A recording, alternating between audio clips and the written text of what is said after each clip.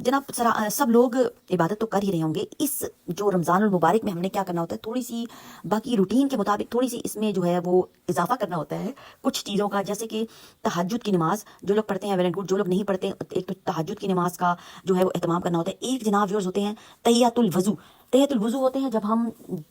वज़ू करते हैं उसके बाद अगर हम पढ़ लें 2 नफल नियत करके,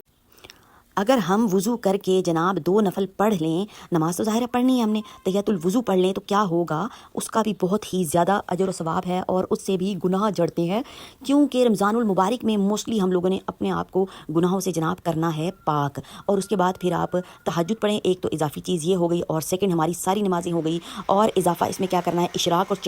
चाश्त की नमाज़ को जनाब शामिल कर सकते हैं, और मगरिब के बाद अवाबीन के नवाफिल भी अदा कर सकते हैं, उनका भी सवाब इतना है। नमाज़ें इशराक, चाश्त और अवाबीन ये तकरीबन एक ही चीज़ें हैं सवाब की नीयत से। और व्यूअर्स क्या करना है हमने, और इजाफी बात जनाब कौन सी है, अब इजाफी आ गई तरावी। तो तरावी का अगर एहतमाम कर लिया जाए, घर में भी कर सकते हैं, तरावियाँ हम लोग घर में भी पढ़ सकते हैं, और जनाब मस्जिद में जाके पढ़ें तो और अफजल है, जितने कदम जाएंगे सवाब मिलेगा और गुनाह मिटेंगे, और जनाब सब लोगों के साथ मिल के पढ़ेंगे तो एक जो है